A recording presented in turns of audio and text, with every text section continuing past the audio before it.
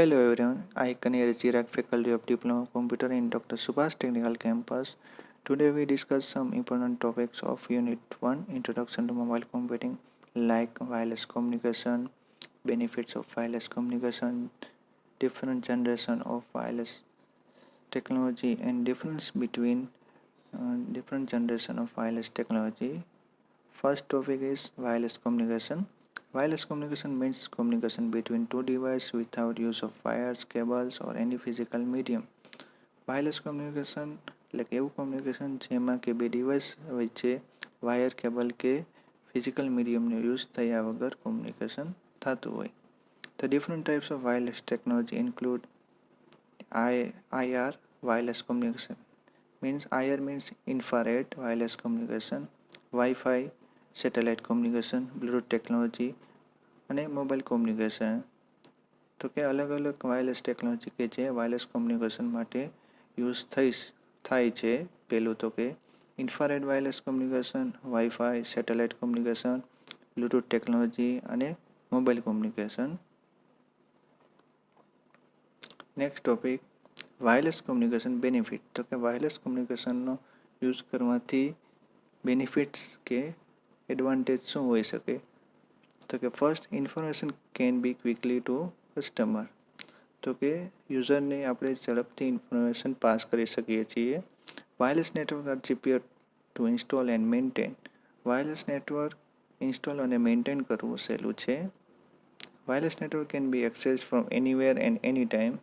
Wireless network આપણે ગમે ત્યાં અને ગમે તે ટાઈમે યુઝ કરી શકીએ છીએ. Reduce maintenance and installation cost. Maintenance અને ઇન્સ્ટોલેશન કોસ્ટ ઓછો આવે છે વાયરલેસ નેટવર્કમાં. Through wireless communication emergency situation get immediate help and support. Wireless કમ્યુનિકેશનની મદદથી ઇમરજન્સી સિચ્યુએશનમાં આપણે ઝડપથી મદદ અને સપોર્ટ પહોંચાડી શકીએ છીએ.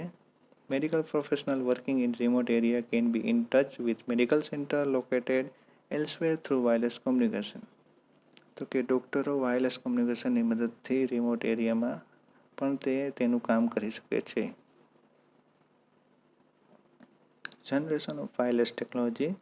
First generation technology 1G.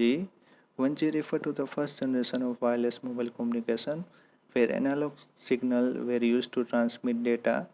It was introduced in US in early 1980s and designed exclusive for voice communication. 1G કે જેનો અર્થ ફર્સ્ટ જનરેશન વાયરલેસ કોમ્યુનિકેશન થાય છે જેમાં એનાલોગ સિગ્નલનો ઉપયોગ થયો હતો ડેટા ટ્રાન્સમિટ કરવા માટે.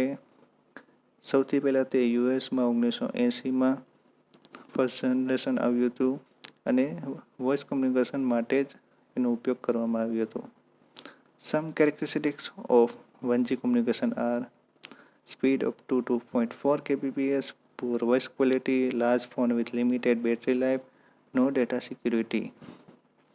તો કે 1Gમાં સ્પીડ તમને 2.4 kbps મળતી, વોઇસ ક્વોલિટી નબળી હતી અને ફોનની સાઇઝ મોટી અને બેટરી લાઈફ લિમિટેડ હતી ને કંઈ પણ સિક્યુરિટી ફર્સ્ટ જનરેશન ટેકનોલોજીમાં હતી નહીં. Second generation technology 2G referred to the second generation of mobile telephony which used digital signal for the first time. It was launched in Finland in 1991 and used GSM technology.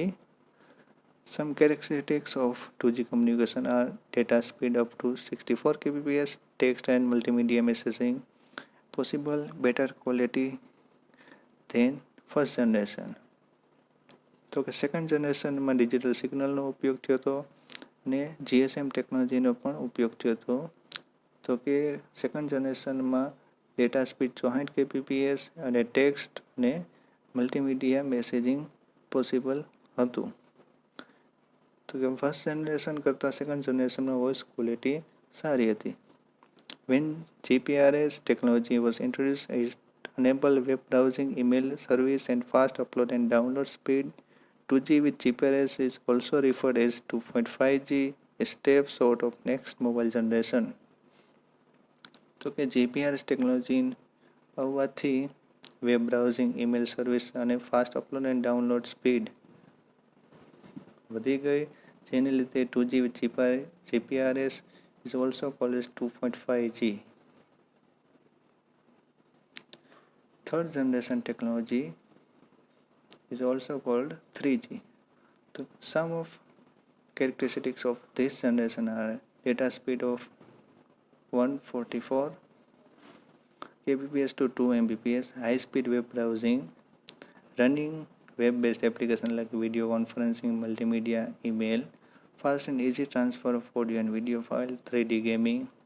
તો કે third જનરેશનમાં speed 144 kbps થી 2 mbps હતી.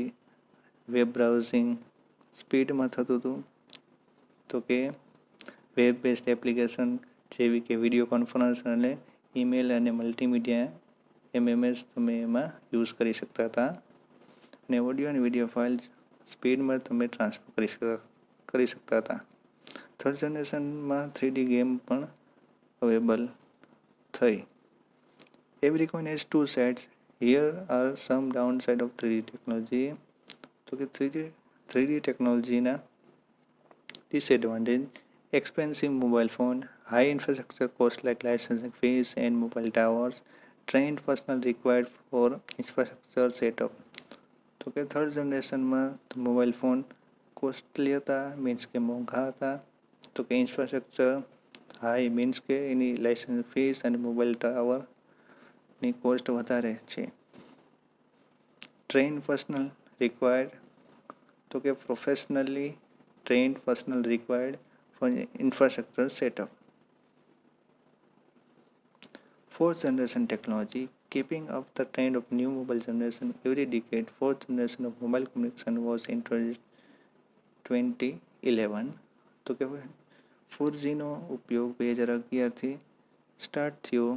Its major characteristics are speed of 100 Mbps to 1 Gbps, mobile web access, high definition mobile TVs, cloud computing, IP telephony. તો કે fourth જનરેશનમાં speed 100 Mbps થી 1 Gbps હતી. Mobile web access થયું, high definition mobile TV available થયા, cloud computing અને IP telephony possible થયું. Difference between generation of wireless technology, તો કે first generation, second generation, third generation, fourth generation અને fifth જનરેશનના આપણે અલગ અલગ ડિફરન્સ કઈ રીતે પાડી શકીએ. તો કે ફર્સ્ટ સ્ટાર્ટ, તો કયા યરમાંથી તે સ્ટાર્ટ થયું. તો પહેલું તો કે 1970થી 1980. સેકન્ડ જનરેશન તો કે 1990થી 2004. થર્ડ જનરેશન તો કે 2004થી 2010. અને ફોર્થ જનરેશન તો કે આપણે હાલમાં યુઝ કરીએ છીએ. અને ફિફ્થ જનરેશન તો કે 2020 પછીથી અવેલેબલ થશે. ડેટા બેન્ડવિડ્થ ફર્સ્ટ જનરેશનમાં 2 kbps, સેકન્ડ જનરેશનમાં 64 kbps, થર્ડ જનરેશનમાં 2 mbps, ફોર્થ જનરેશનમાં 1 mbps અને ફિફ્થ જનરેશનમાં higher than 1 gbps. Technology first જનરેશનમાં એનાલોગ, સેકન્ડ જનરેશનમાં ડિજિટલ, થર્ડ જનરેશનમાં CDMA 2000, ફોર્થ જનરેશનમાં WiMAX LTE અને વાઈફાઈ, ફિફ્થ જનરેશનમાં 4W world wide wireless web. હવે સર્વિસ, ફર્સ્ટ જનરેશનમાં સર્વિસ તો કે ઓનલી વોઇસ પ્રોવાઈડ કરતું હતું. સેકન્ડ જનરેશનમાં digital and voice, SMS, higher capacity packetize data. Third જનરેશનમાં ઇન્ટિગ્રેટેડ હાઈ ક્વોલિટી ઓડિયો અને video and data. Fourth generation dynamic information access wearable and devices. Fifth generation dynamic information access wearable devices with AI capabilities. Multiplexing તો કે first જનરેશનમાં FDMAનો use થતો હતો. Second જનરેશનમાં TDMA and CDMAનો use થતો હતો.